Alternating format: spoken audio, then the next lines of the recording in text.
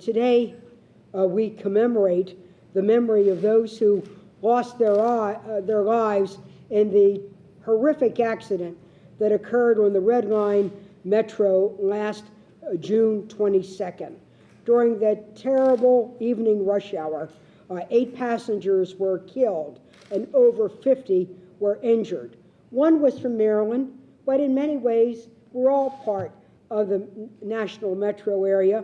So our heart goes out to those families that have lost their loved ones. Today, I'm joined in a press conference by those who are committed to reform of rail safety. We also wanted to have with us 2 senators from Virginia, Senators Webb and Warner. One is presiding and one could not get out of a DOD engagement. But we want you to know we are united together across the Potomac are committed for reform, resources, and for change. We also invited the families to join us to see if they had anything to say, but they shared with us. Their grief continues, their mourning will always be persistent, and they preferred to be out of the public eye at this press conference. But they asked us to keep up the fight.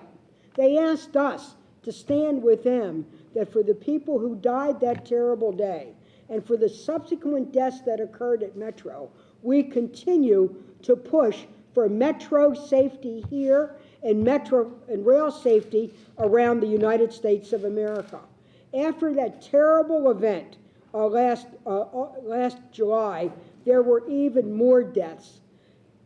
In the last 12 months, there have been 13 metro deaths and even more accidents. Now, these deaths did not occur because of a terrorist attack. They failed because of a failure of management, a failure of technology, and a failure of a culture of safety at Metro. We, your Metro delegation in the United States Senate, said we would not tolerate this, and we have been determined for reform. Last year, I called for a change of management, a fresh approach to leadership, a focus on safety and operational reliability, performance standards, technological innovation, and to make sure that there was a relentless follow-through. Initially, what we got from Metro was more of the same, more lip service than real service.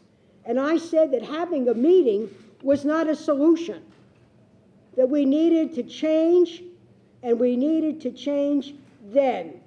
I introduced legislation along with Senator Ben Cardin and my other colleagues to call for metro safety and also to adopt the NSTP recommendations. President Obama came forward with his own recommendations in the Rail Safety Act. Our former Secretary of Transportation in Maryland, Secretary Pocari, will speak to that. What have we done in the last year? We not only introduced legislation, but we have been as persistent about safety as we want Metro Board and Metro Management to be persistent.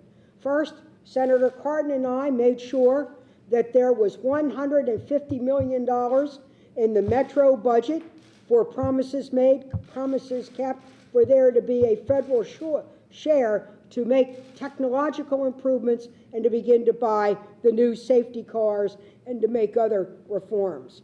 The other, we called for a federal audit. Just how was the safety at Metro? It came back and it was shocking. What were some of the findings? Metro didn't have the manpower. They didn't have the safety standards. They didn't even have a checklist for change. So we're dead serious about this. We're serious about reform. We don't want death by Metro any longer. So we're advocating keeping the $150 million in the federal checkbook for this year to press for maintenance of effort, safety improvements that are mandated, and also the DOT review those standards. We believe the way we honor the deaths is to do reform.